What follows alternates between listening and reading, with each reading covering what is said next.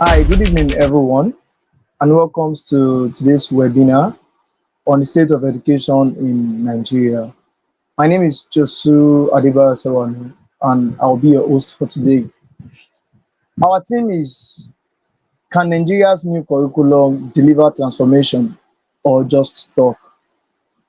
Apparently, this is a big question because education is not just a policy or a paperwork, it shapes the future of our workforce and the future of the country at large.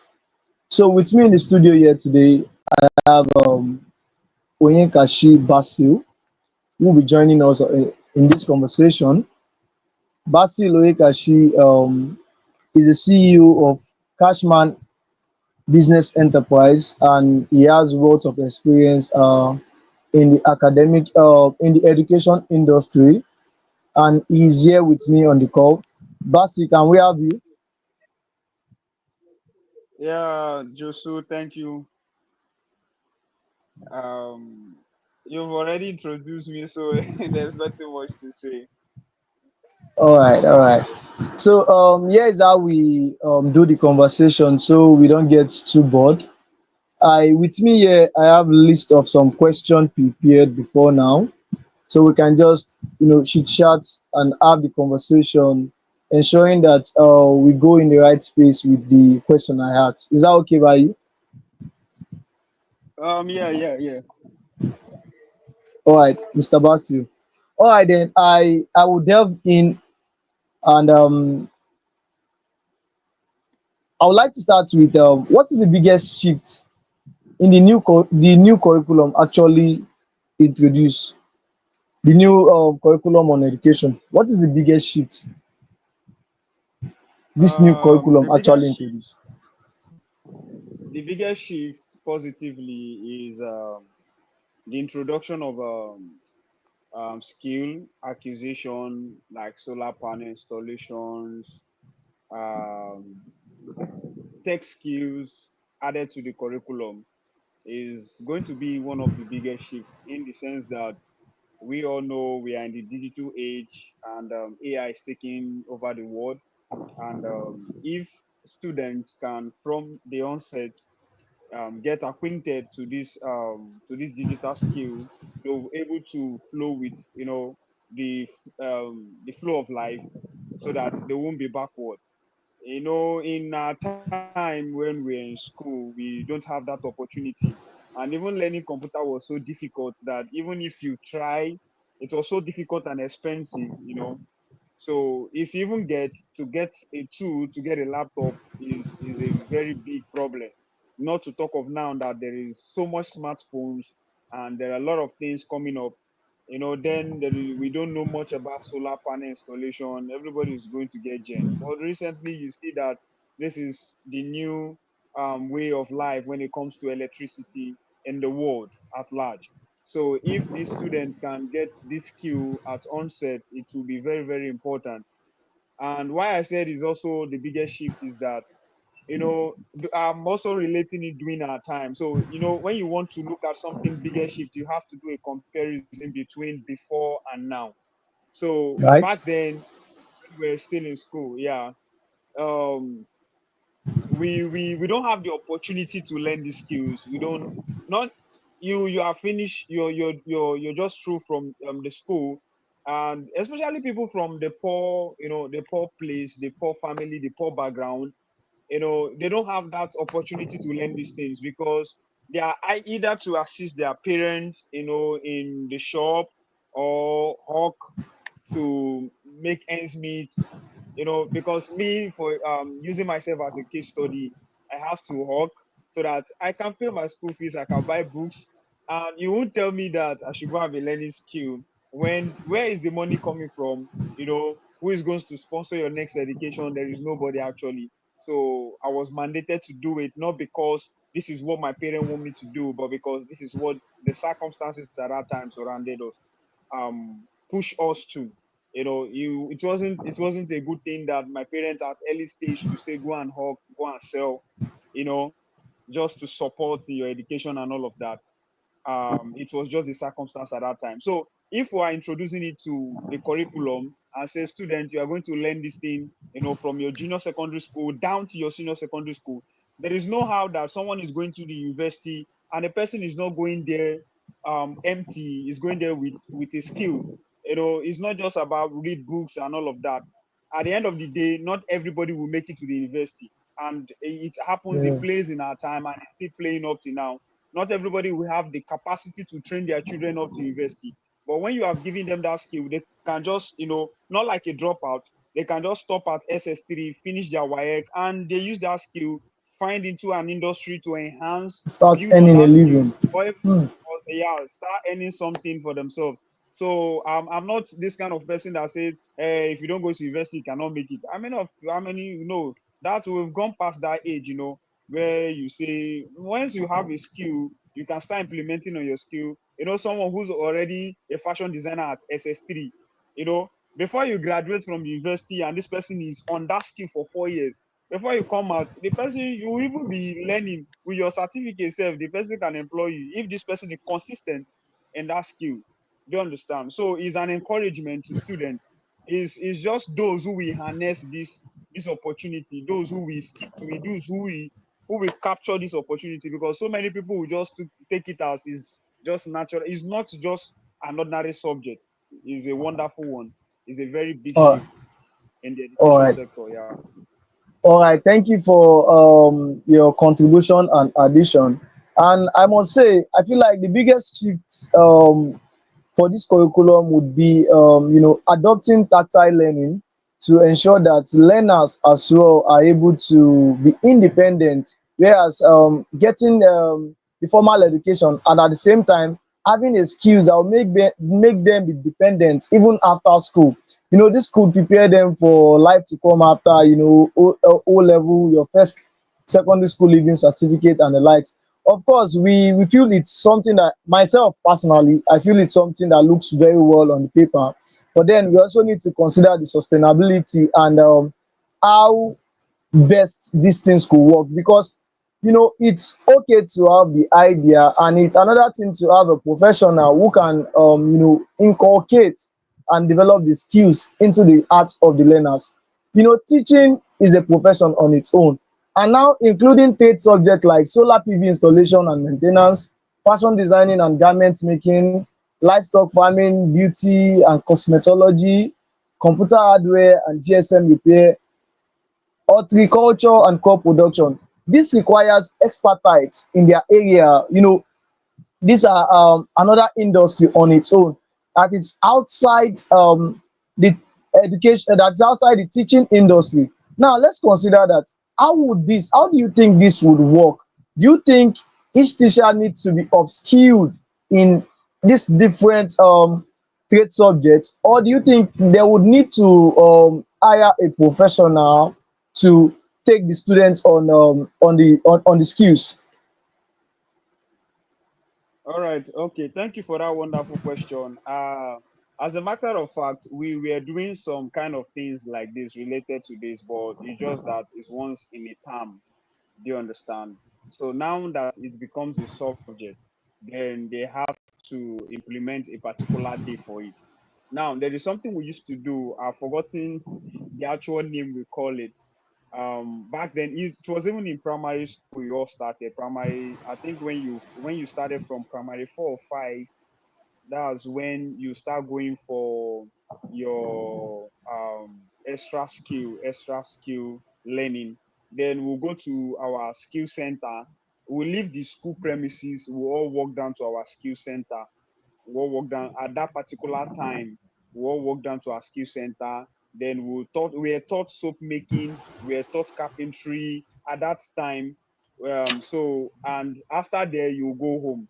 So I think it's something around like 1 to 3. So once it is one, we all march down to our skill center. It is an accusation center built by the government, managed by the government at that time. So we all walk down there and we'll learn one or two. It usually happen, I think, if it's not the first time, I can't really recall, but I remember we were doing something like that. I learned soap making, I learned carpentry. We all taught different things. But now that you are going to choose in any of these trade subjects, you are going to choose the one that is particular to you, the one that you have passion for. Now, it will not be a thing of these teachers need to upskill themselves. You can't tell a teacher to go and learn carpentry because you want the teacher to fit into the curriculum. All you need to do is that you take the student to the curriculum. So you don't need to bring in the teacher. Let the teacher continue doing their subject related teaching while you introduce the student to the curriculum. Now, there are many ways you could do that. If the school does not have the environment, the capacity, the resources to run that, for instance, if it is something of let's say it's about partnership anyway. All right. There are some schools that have more capacity and more classrooms. You can use any of the classrooms for any of those courses, but it's going to take a long time, right? It's going to take a lot of Okay. classrooms, yeah, for that, because when you have for most schools, when you want to build, they may not have the compound. There are some schools that are just choked up. There are some schools that are like three schools in one compound and all of that.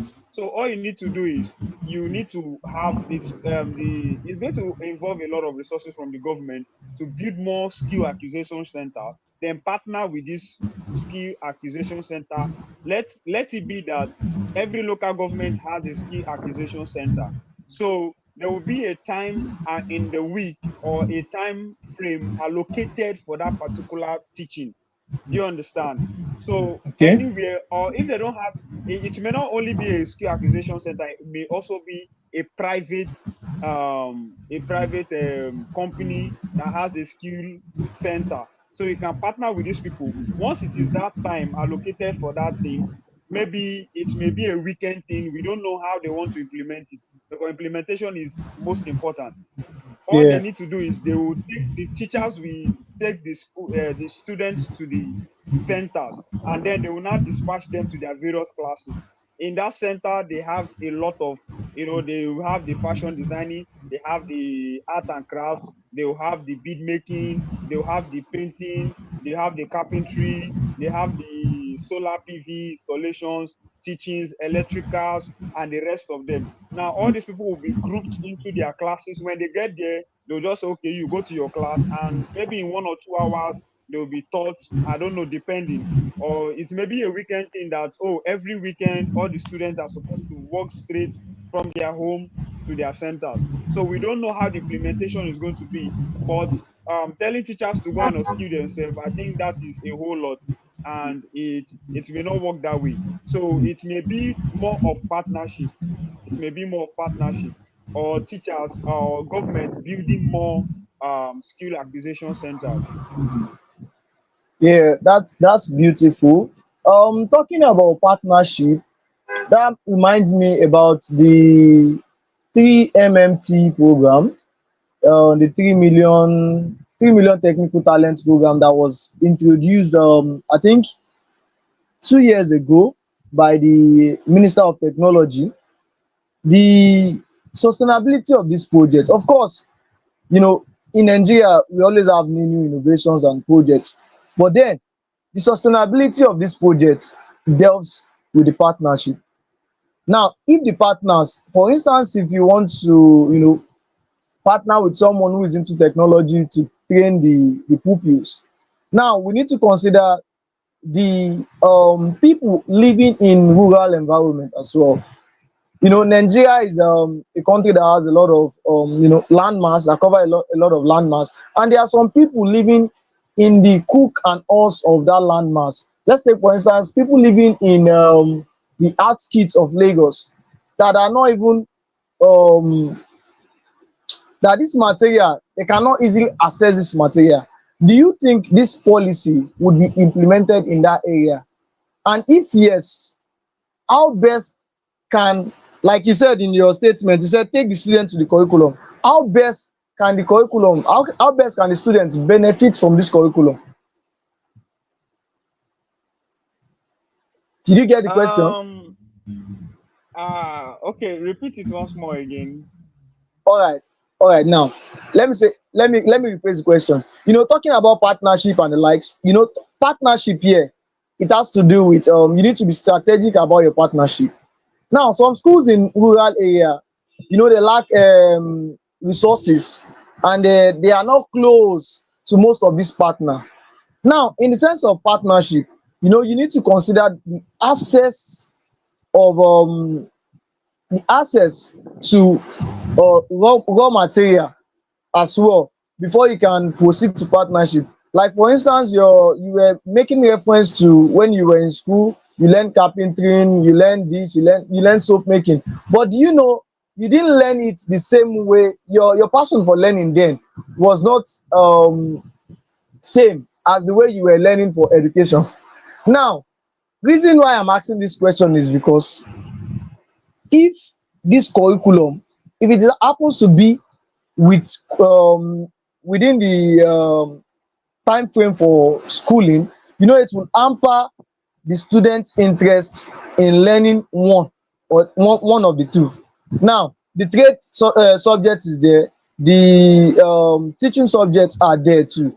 But now, come to think of it, in let me just break the question, because I think that explanation is getting too cumbersome. So some schools in rural or low resources areas struggle with even basic writing materials. How realistic is this curriculum today? All right, when I was talking, I make mention of building more skill acquisition centers. Now, the thing is, if government will be honest, these are things they need to have considered. And what we just saw, that a news came up, and we are hearing that there is going to be a new curriculum. Now, whoever is going to suggest this they would have looked into it and see how achievable this thing is going to be. you know I understand the political aspect of it, and which I would not want to bring into this discussion, but I don't know if we can touch that, because government want to say what is beneficial to our hearing and not do what is actually important to our livelihood. So it's two ways, right? Just saying it and everybody is rejoicing, then the implementation is just zero. There is no implementation. And let us promise these people and all of that. But if this is genuine, like I said, if the government is being honest, now all this consideration would have been taking place. They would have looked into it and said, okay, what are we going to do to the rural areas? Because the urbans, they are even around them, you can see so many, they have access to so many digital skill centers, you know. But the rural people, you are yourself, if you are opening an organization or a company, you won't go to the rural place and go and open an head office there, because Definitely. you look at the market survey and say, where will be beneficial for me? Now, when I open this thing, I will Yeah. get people that will register and pay for it. So everybody has their target audience and where they are looking for.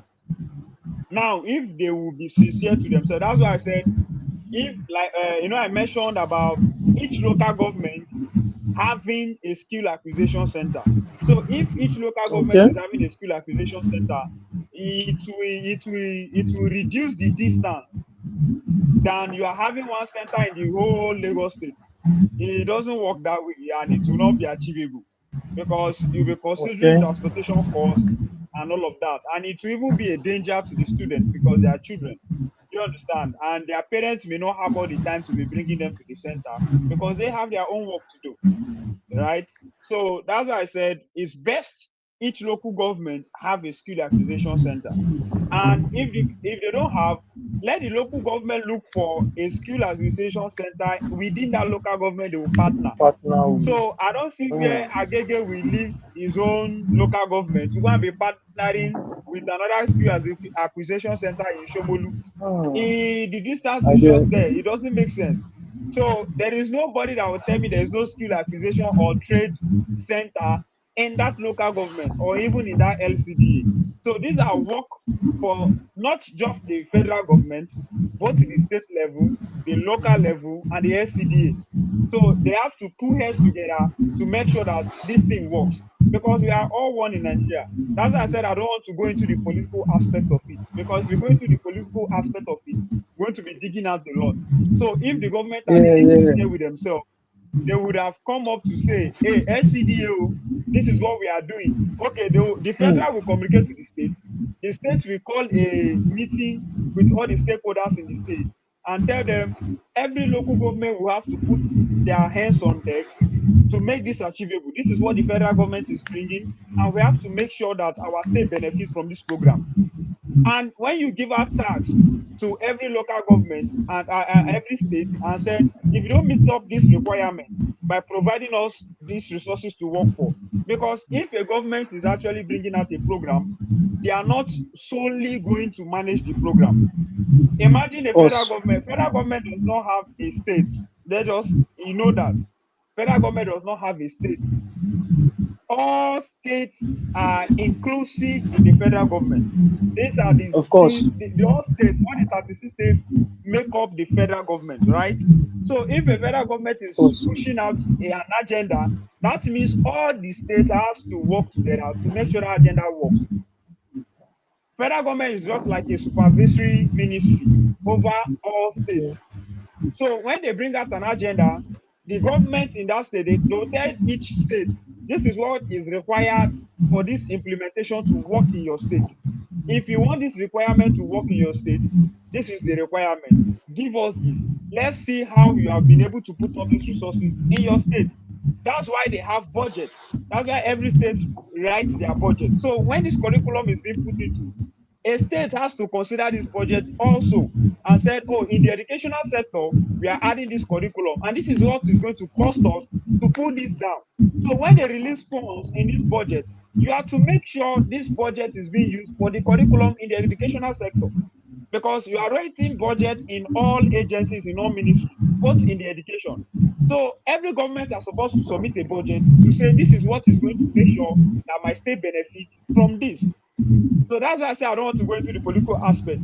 Then every government submit and tell us how they are going to achieve this thing. So any state that is not working, we will hold the state governor accountable, because government has released funds for this and they have told you, give us how you're going to work for this, and you submitted a budget and it has been released. And there should be a transparency from the federal to the state to the local government and to the SCDA. Like the federal will say, I've written to this, these are the states that have submitted and they have meet up with the requirements for this curriculum to work in their state, so that each state will know that my fault is not from the federal. Federal has done their part. What is the state doing? Do you understand? So every All state right. governor should call all local government and they will tell all local government, go in your local government and find out whatever, if you have a center or not. Let's know where we are starting from, so that everybody will know that yes, we are having a center that is enough, and how many schools are in that local government. So we know if the center, if one center is enough to accommodate all students or more than one. Then if the school has another opportunity where a center can be built in that school, they have compound. At least some schools that have three schools in one compound, if they still have a space, they can build a center in the school.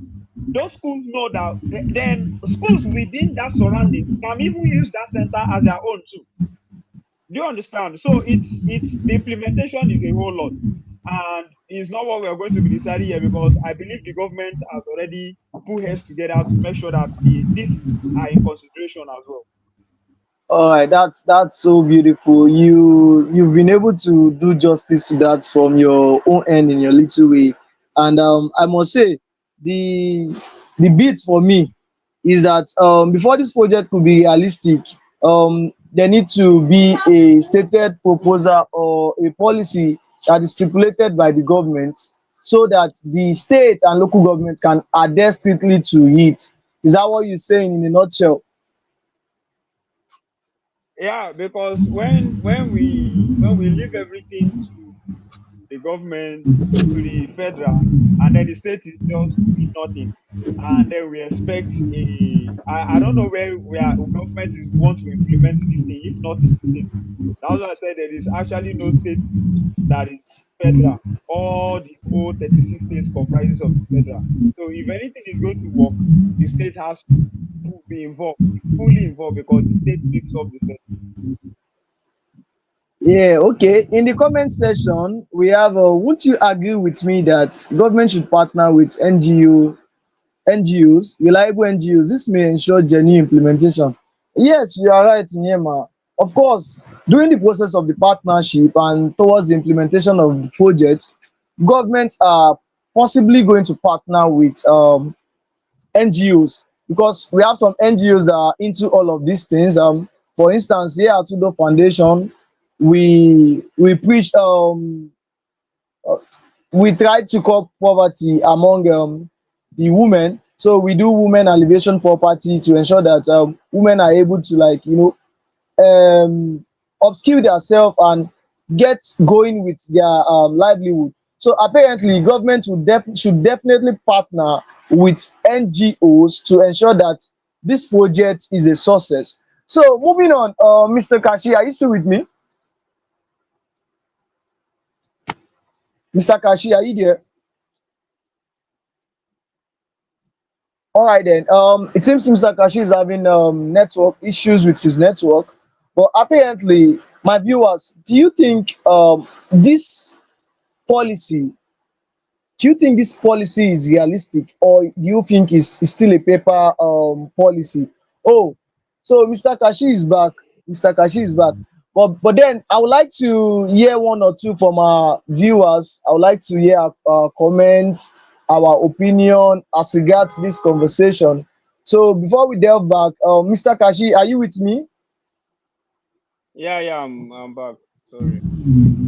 All right, thank you. So at the end of the day, my next question is: at the end of the day, parents and students want to know, will this curriculum actually improve learning and job readiness, or will it just be theory per se? If the implementation is being done properly, then it's a wonderful thing for job readiness, because yes, there is nobody who is going to employ somebody who does not have the skill set. Yeah. Job nowadays is not about I went to school, I did this and did. Can you do this work? That's the most important thing. Can you sit down and do this thing? So if I should employ you as a carpenter to come and construct some things for me, can you do it? So it's actually going to improve job readiness. It's going to improve skill if it's being implemented well. There is one lackadaisical attitude about government school. That's why I said that I do say something that you know private owned company organizations are doing more better. Why? Because people are paying and they need to see result of why I'm paying this money for.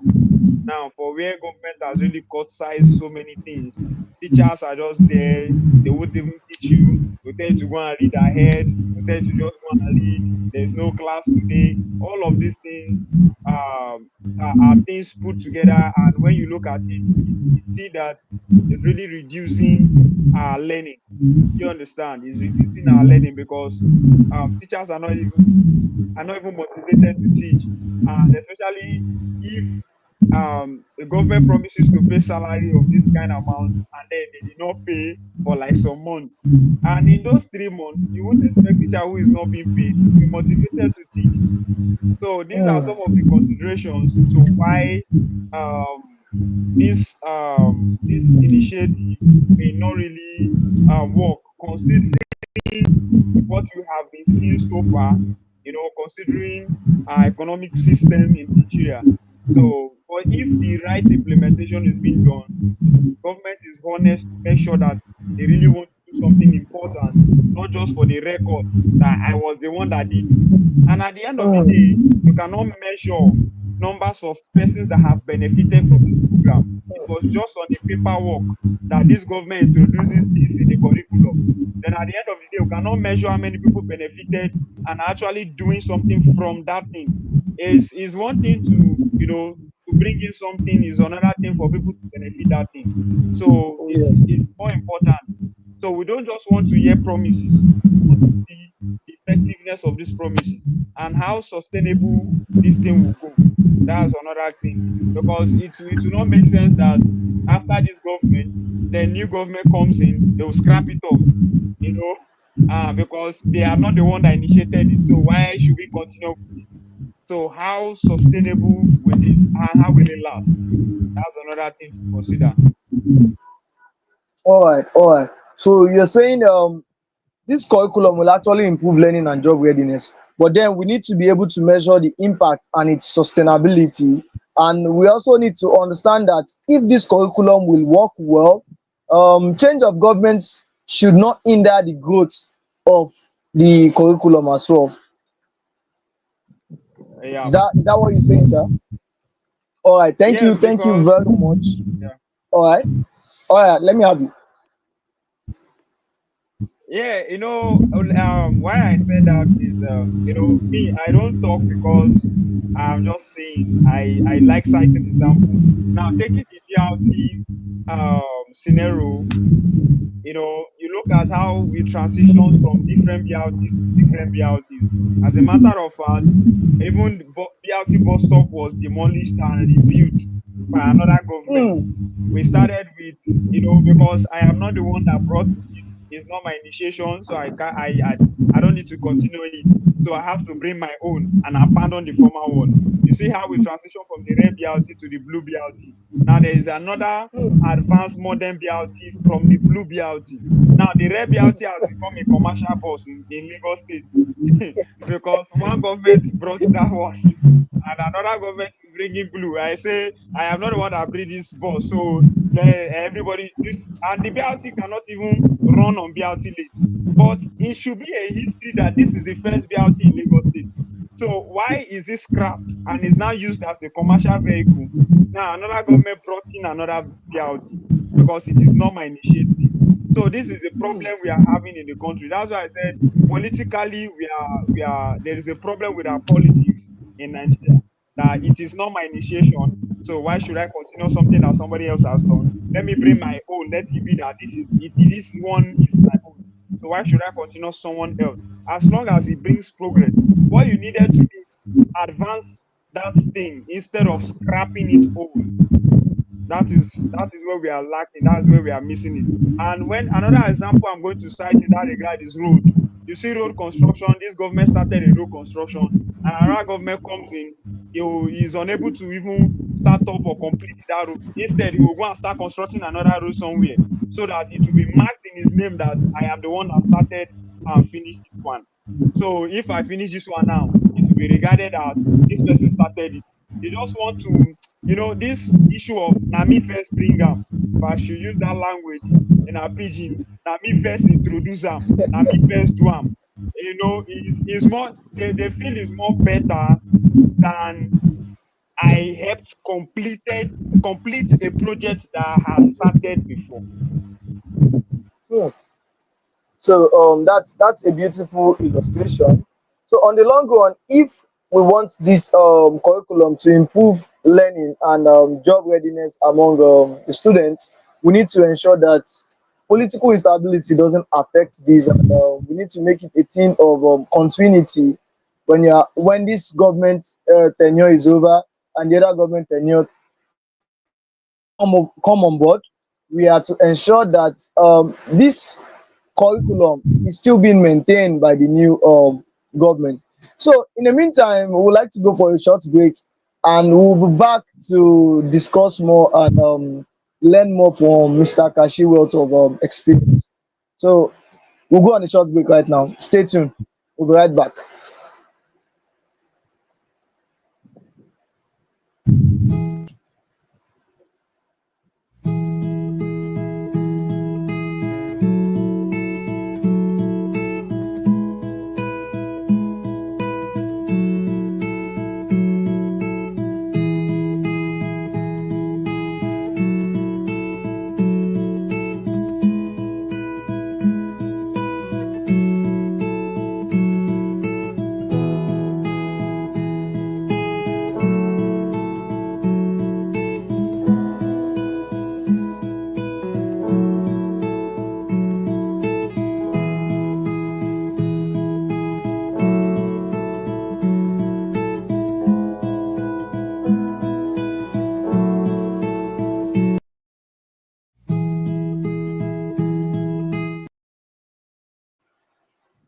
All right.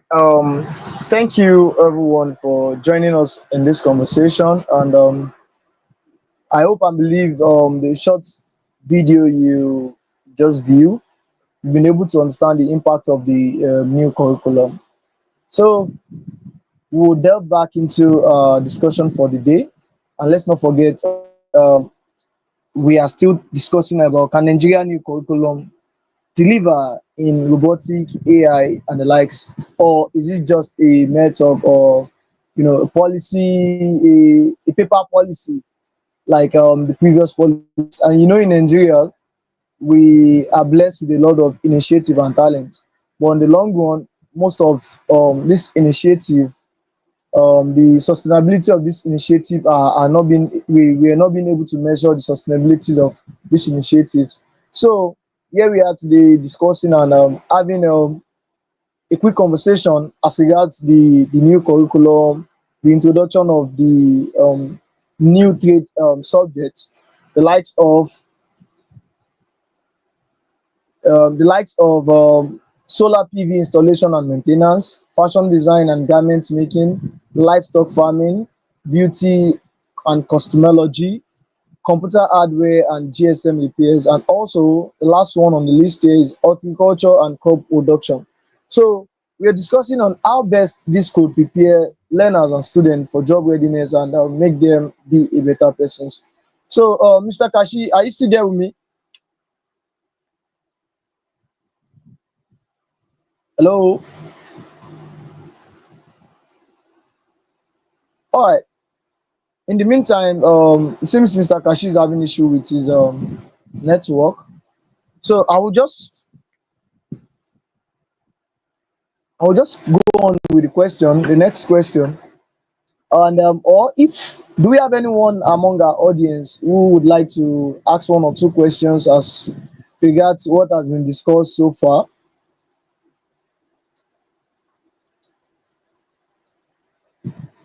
Do you have anyone there? Any question from my audience?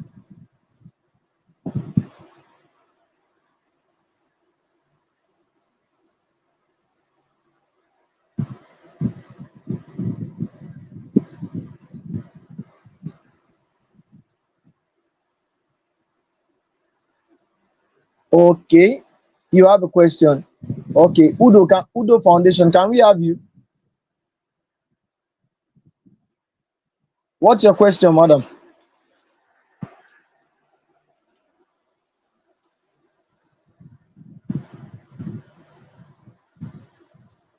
think I think there's a technical issue.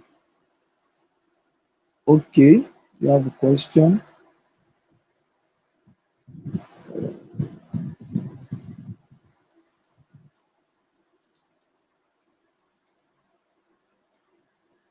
I'm enjoying the conversation. Oh, thank you, Yema Benson. Thank you. Udo Foundation, can we have your question? While we wait for our speaker to be back. All right, Yema.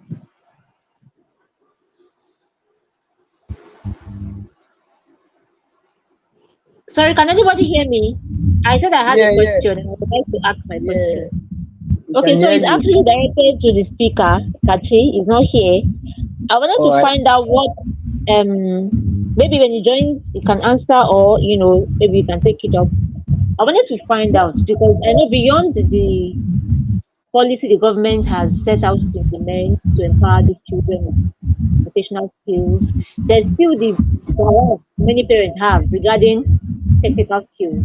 Some parents still look down on these skills as very, very inferior compared to, the professional skills that sort of is related to the workforce. So I wanted to know how can we tackle this bias many parents still have? Because the idea is for these kids to be equipped so that even if they do not want to go to the universities and take on the regular courses as we know it, they can, become independent by just utilizing the skills that they want and making money. But some parents may still not want to allow it because they'll feel like, I beg, how will my child now become a carpenter tomorrow? You know, a solar panel installation. If they don't want to hear this kind of thing, so there needs to be a behavioral change when it comes to changing the perception of parents. So how exactly is the person going to go about that? That's my question. All right. Thank you. That's a beautiful one. But then it seems our speaker is still having issue with network over there. But when he's back, I will definitely ask. And I think that question is really important because we need to ensure that in our modern world now, there's something I call unconscious biases. We've been made to understand that most of these why growing up we've been made to understand that most of these skills will not get you reasonable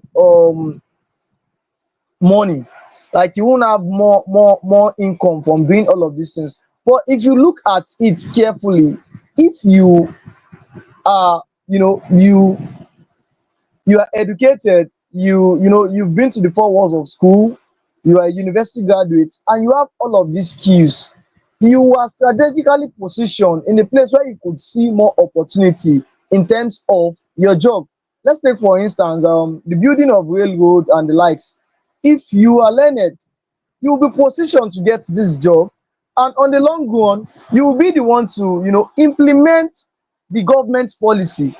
So I feel like the behavioral mindset of some parents need to be changed towards ensuring that these skills are as well important as same as education. But I would leave my speaker to do more justice to it. But that's my own view and perspective as regards your question. I hope I was able to answer one or two. I hope I'm able to answer one or two for you.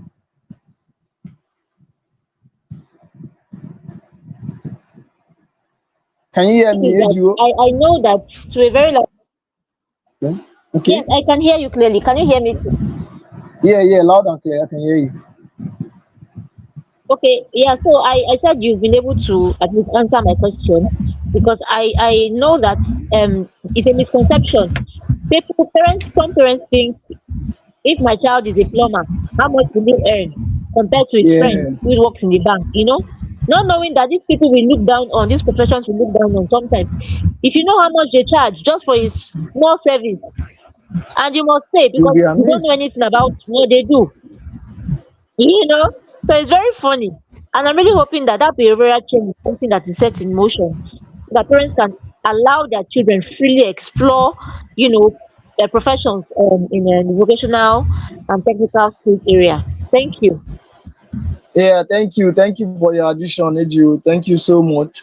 So, parents viewing this right now, parents on the call right now, you need to ensure that you change your behavioral view as regards technical skills. The same way education is important, technical skills are also important because we cannot overlook the technical skills as well. Most of the policies implemented by the government are being carried out by experts rather, are being carried out by experts in different field of their professions. Without them, the newest technology you're using today, you will not get it. Okay, I don't want you to learn plumbing, I don't want you to learn agriculture. Without agriculture, without farming, you know there would be inflation in the country, because it is when you don't manufacture, when you don't produce things and you import a lot of goods and a lot of consumable items, the rate at which you import will be on the increase, and it will definitely affect the purchasing power, and this will lead to the general rise in price of goods and services. So we need to ensure that these skills as well, parents understand that these skills are also skill initiatives that will help kids, individuals, students develop into being a better person. While we wait for a speaker, if we have any other question, I would love to welcome in any other question. Yes, and I want to add something. Like I want to build my comment on what Ejiro said. All right, let's have you. Yeah, she was saying that parents should allow their kids to, you know, venture into any like anything that has to do with the robotics and not building panels and all that is part of education. I want to refer back to old times, to my own time, when my parents, my father was like, I wanted to be an economist. I told him I wanted to be an economist. He was like, no, economists do not make much money. You're going to end up, wearing one slippers and not changing your things because economics are very stingy people. That was the statement he used precisely. These are the stereotypes that surrounds a lot of professions in Nigeria. Hmm. There are times when you were only allowed to be a doctor. There are times when you were only Yeah. allowed to be an engineer. Every other professions were looked down on. Right now, parents are looking for their children to become that economics they never allowed them to be some years ago, because economics are making waves, that are becoming ambassadors to countries, that are becoming top, like they're doing so well in businesses. So there are always stereotypes that companies a new profession is very normal in Nigeria. I mean, that's what our parents do every time. So I think that even when they say you don't have to, you cannot become a farmer. Farmers are making money. They are selling cocoa. Those that have been able to buy hectares of land and make do plantations of cocoa, plant palm fruit, they are making a lot of money. There's so much money in cocoa. There's so much money in palm fruits now. And a lot of us wished we were allowed the opportunity to have utilized this before now. So you can see that there are stereotypes a lot that is hindering us from becoming rich. So I think our parents should be very open-minded to this new curriculum that has been brought into Nigerian school system. I mean, it's new in Nigeria, but other places they're already going for China, Japan, and the rest of other countries, especially Asian countries, that are going far with it. So I think parents should be open-minded to allow children to venture into this. In the nearest future, they'll become billionaires and we never know. So that's just my 2 cents. Thank you. Yeah, thank you, Nyema, for adding that. That's a beautiful contribution from your hand. Honestly, I must say, even with the absence of my speaker, I think we are still able to, continue the conversation. And I would, my audience, you will agree with me that the addition Yeah, of just Nyema Bensi and Udo Foundation to the call has been amazingly well, and it has actually opened our eyes to understand that the professions our parents stereotype and the professions they don't want us to do are the professions making wave of the moment as we speak. So it's okay for our parents to ensure that to understand that this new curriculum is here to help prepare the children, the students, to prepare them for the life to come, to make them the career readiness and fit in to work in the office space and fit in to work well independently as an individual. Do we have any other questions?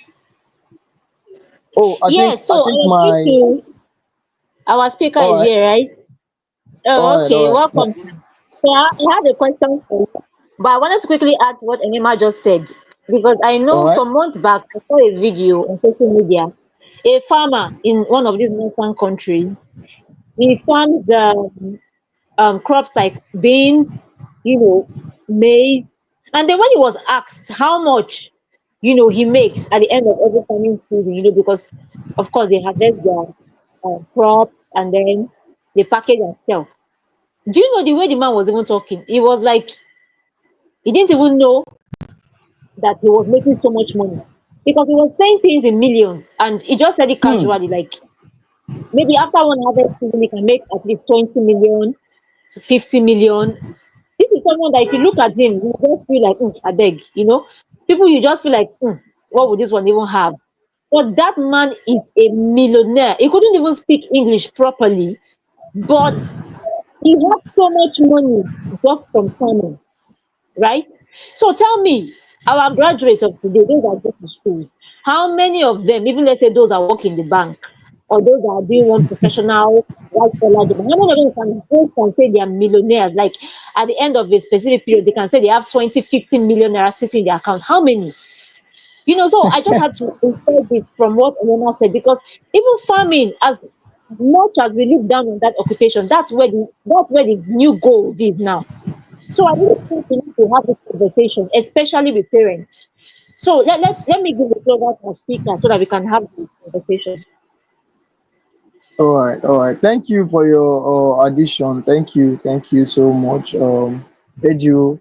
That's a beautiful one. We need to understand that every profession come with its benefit and blessing. There's no restriction to what you can become, irrespective of your profession. You being an accountant doesn't limit you to attaining what you want to become in life, and you being a farmer doesn't limit you to also attaining what you want to become in life. And thank you very much, Iyama. Thank you very much, Eju, for that beautiful addition. So thank you, Mr. Basil. Welcome back. Welcome back.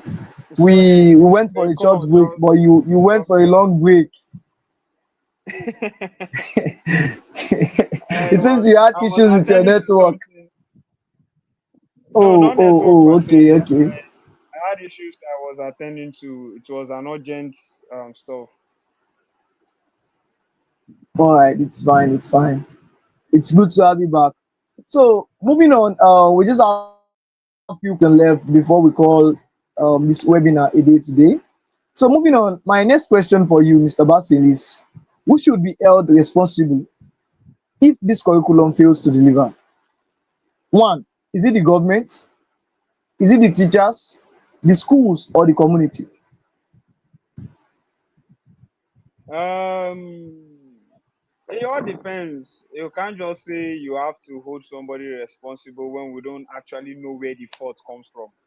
So if I have Mhm. delivered my own part, you don't expect to hold me accountable for anything. Do you understand?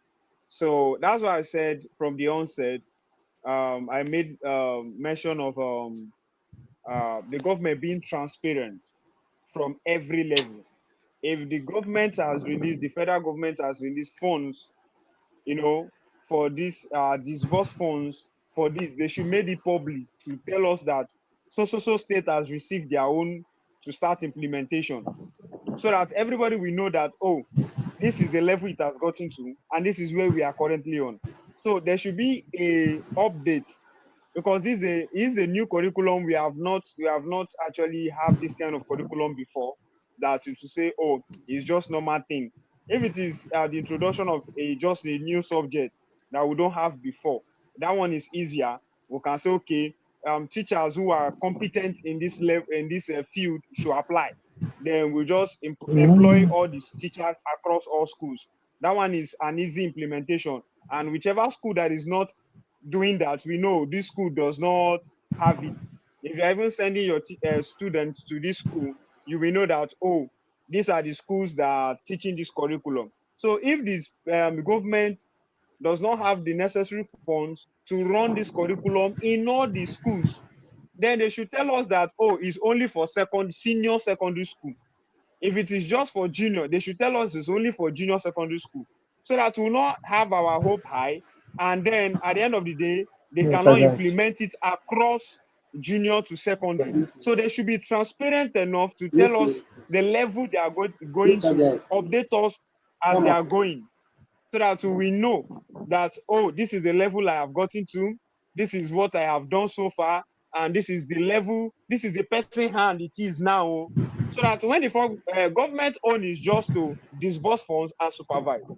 Now, if they have done their disbursement of wow. funds and they're expecting the state levels to now carry out on from there, I told you it has to be government talking to each local government, establishing and running partnership with either NGOs, private enterprise, or having their own federal trade fair center, trade test centers.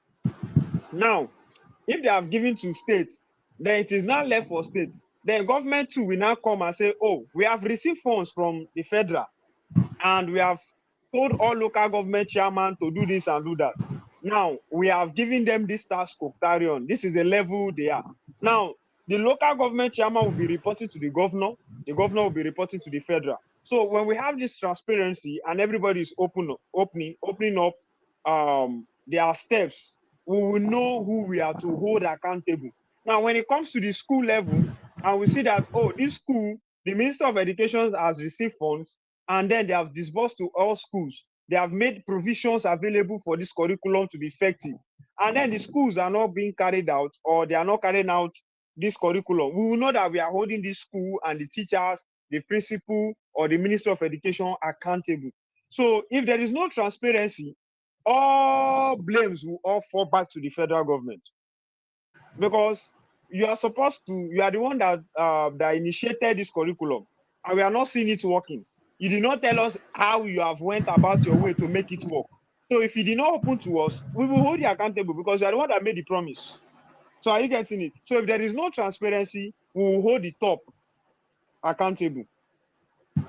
So now, in a nutshell, what I understand from your conversation, your explanation, is that the policy should be transparent enough for us to know who will be held accountable in a situation if the curriculum fail. Is that what you're trying to Yeah, say in a nutshell, sir? All right, all right. exactly. Thank you, Even thank you for it's that. even the Thank same. you for that. Yeah. Thank you. So also, before we move forward, when you went on your long break, I'm sorry, I'm sorry I had to say that.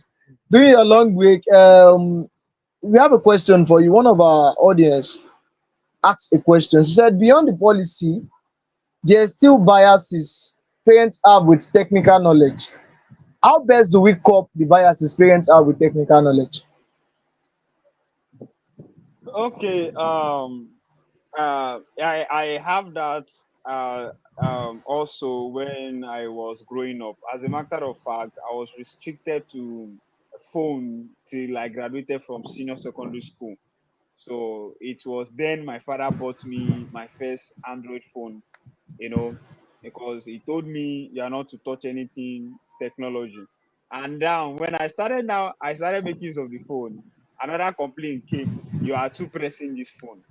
And I told them I have a lot I'm doing with this phone, and I'm learning a lot from the phone. So I need to dedicate my time, because this is my first time of handling phones and all of that. And this is technological age. I've learned computer, and I know what this computer is doing for me.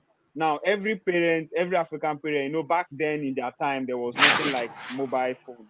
Even this normal button phone, they are even getting used. Some of them are getting used to, you know, operating it. They don't even know much about it.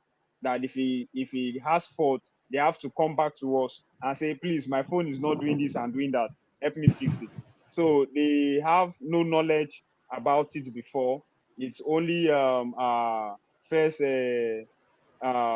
civilian president, His Excellency Olusegun Obasanjo, that brought phone mobile into Nigeria. Now, the problem, there are a lot of what will I say, a lot of myths about phone. And when it came out, it is introduction of CCCs, blah blah blah. There was a time they even say when a number call you and you pick, you will die.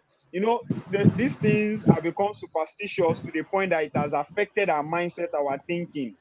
Now, so many of them are still afraid of phone till date. I still have some conversations with some parents recently about this phone matter thing. So they're still having this issue. Now, providing solution is, they have to, the school will organize a PTA meeting. I know most schools, especially public school, even private, they do have parent teacher association meeting. So they have to organize a PTA meeting. This is where the briefing of this new curriculum will be introduced to the parents. Let them understand that this is what it is mandatory for all students to go through, so that in case they are being given maybe any resources such as iPad. There was a time some NGOs brought iPad to secondary schools. I know one school in Iwaya, Fasloma, that organization gave the SS3 iPad for them to be acquainted with technology, and they uploaded some apps that aids their reading and all of that. So they should also make them understand that these things are not evil. So it is in that PTA meeting that the parents will be briefed, especially those ones that are those are illiterate parents that did not know anything about technology, that did not have access to technology, that didn't even go to school to have opportunity to know about this thing. So this is where they will be they will be taught, they will tell them, they will inform them, so that they will not see it as it is one evil thing that has come. No, they will know that, oh, it is a new thing and a new development that the government are bringing into the country and also into the educational sector. So without that, we'll still have a lot to handle in that regard. But if they are being briefed, they will be aware that, oh, the teacher gave, is not just the teacher, it is expressed from the president and down to the, the governor, down to the teacher, down to the Ministry of Education is already approved. So they will know that, oh, they are not just doing it on their own accord. Do you understand? So they will give them that time to learn. When they say, oh, we are going for our trade center, oh, they will go to our skill acquisition center, they will be aware that, oh, this is where my child is going. It's still part of their school, it's still school curriculum and activities. Wow, that's beautiful. I hope Ejo is still on this call. And I must say, you've done justice to the questions he asked. So, in a nutshell, what you said was proper orientation should be given to the parents to understand the importance and relevance of the curriculum towards owning the child um, development as an individual, and towards preparing the child ready for career readiness. So that is a beautiful one. Ejiro, I hope my speaker has been able to do justice to your question. Well, because on my own end, I feel like my speaker has really shed more light on the question. So the last question for the day, Mr. Basil, the last question for the day will be, beyond the curriculum, what other changes do you believe must happen in education sector for transformation to be real? Beyond the curriculum, Yeah. What other changes uh, do you believe must happen in the education sector for transformation to be real? okay, I see recently that some governors are, are doing some things, banning some kind of activities in the educational sector, especially from the preschool, the kindergarten, the nursery, those their graduation practices and all of that. I brought up this discussion with somebody recently, and I said I will tell you that there is an advantage to that. Now, the child doesn't know his left and right, and you are doing graduation for a child who have not even started learning. Because as a matter of fact, important education is basic education. And if until you have completed a basic education, that's when it will be granted to you that you have a basic knowledge of what education is, and you should be satisfied. You should be certified. That means being offered a whether testimonial or a certificate that you have done the foundation of education. That's the foundation. So for someone who is still in preschool, that means you have not even entered school. You are not doing graduation. Graduation to what exactly? For a child who does not know anything. See, I really buy the idea of buying that thing because sincerely, I had a parent complaining just was it last month that the child was they wanted to extort the child through they want to extort the parent through the child education. And I was like, what happened? He said someone who is not even graduating, who has not even gotten to basic four, she's not part of those who are graduating from nursery to primary, and you are mandating that all students are to pay 25,000 naira for their graduation ceremony. You are not graduating, you are not part of the graduates. Why are you paying 25,000 naira? And I say, if you are not even graduating and you are paying 25,000, people that are not graduating, how much will they pay in this economy? Do you understand? And what is the money for? He said, so that you can be giving food. Is it food? Is the child not eating at home? So the parents were not like, okay, for this reason, you are not going to that graduation. You will stay at home. Hmm. I will prepare good food for you. You will eat, do your own graduation at home. So they have to buy pizza for the child and tell the child they buy pizza and drink for the child. And the child, and that was what they told me. The child told me that that was what the parent did. I was just laughing, you know. So I think that is not really necessary. They should more base on what the child needs to grow, the activity that we improve the child development. Now, that's by the way, Sha, is not even what I want to say, but I'm All just right. keeping it in when you make mention of this.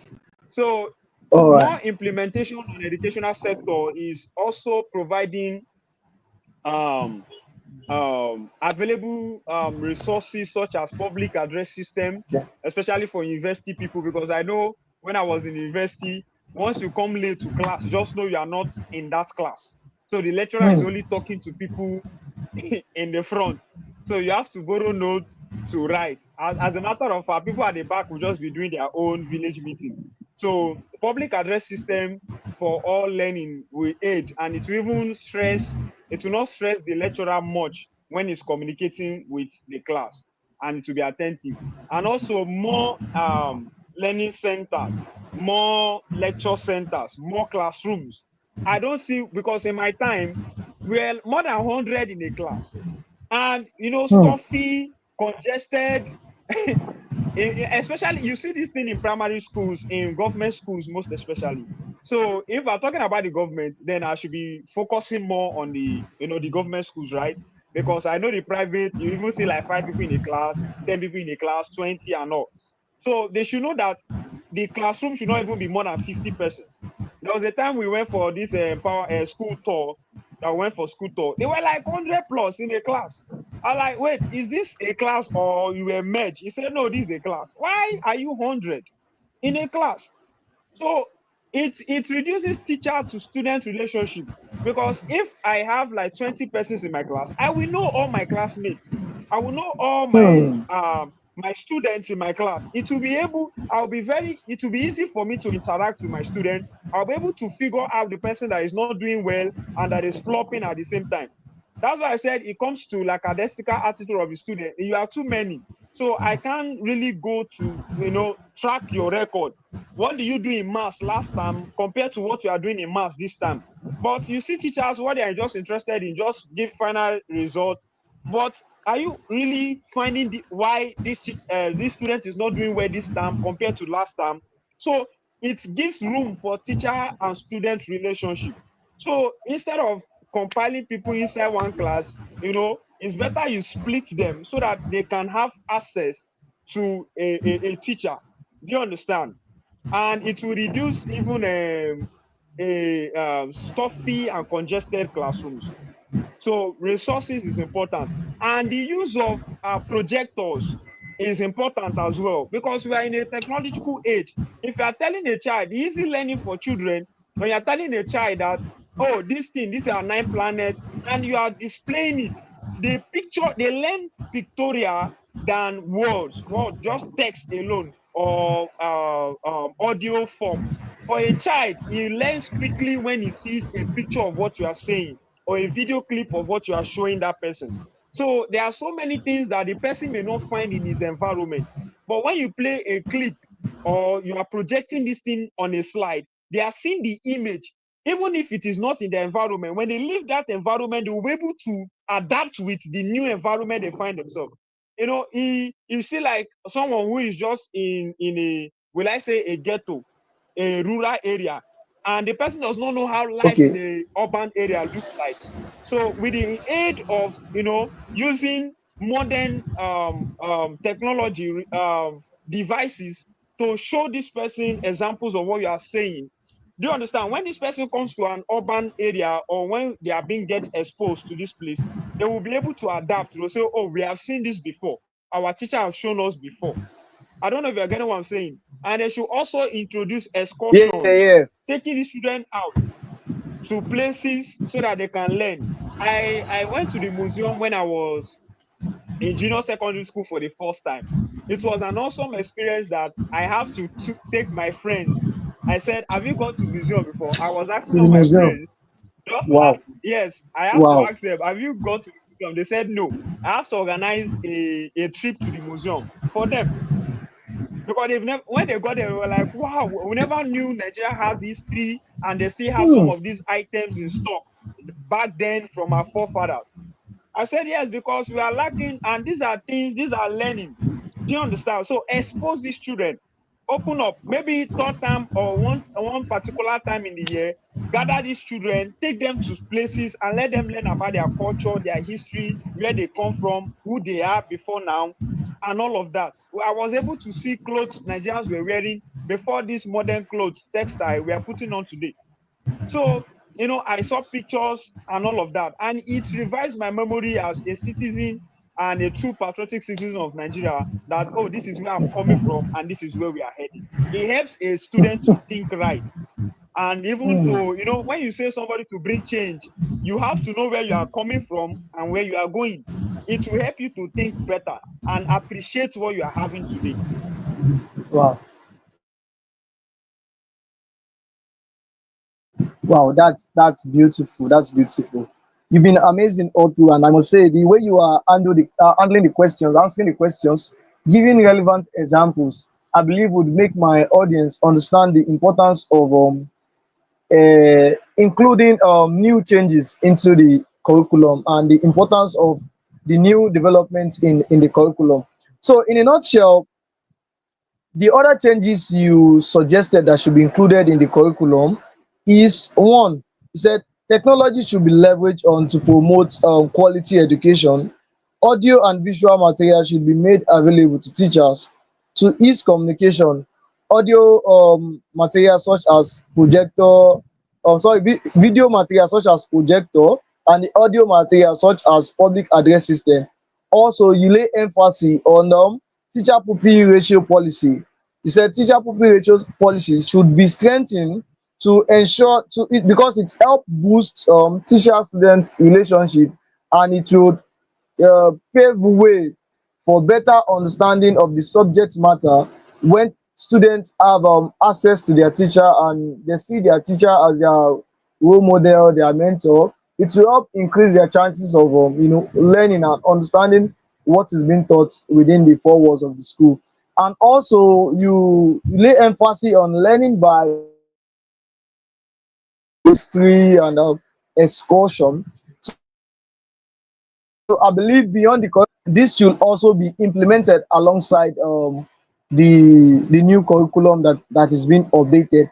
So before we call it a day for today, AGO, do you still have a question?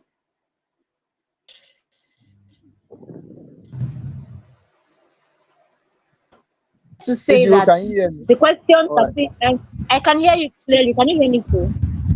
Yeah, loud and clear.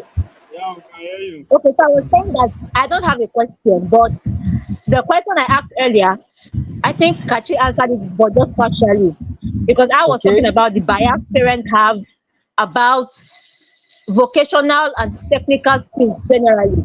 So Kachi answered it from just the angle of technology using mobile devices and all. No, but what about the bias towards my child learning plumbing or learning solar installation or learning carpentry? Some parents don't want that for their children.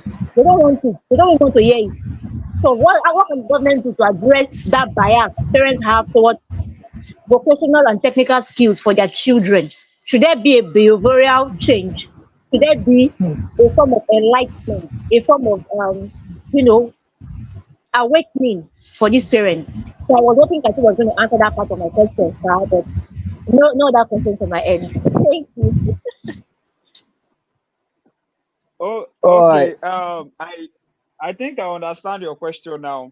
Like just as it is. That's why I don't know if you listened to when I was answering the question. I said first and foremost, all schools, once that curriculum is about to be implemented, or when they have done all their research and done all the whole plan to implement that, and is about to commence, they should call a PTA meeting.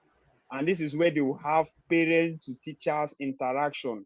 And this is where teachers are to address the new curriculum, explain what it stands for, and it is not that when you learn this thing, this is who you are becoming.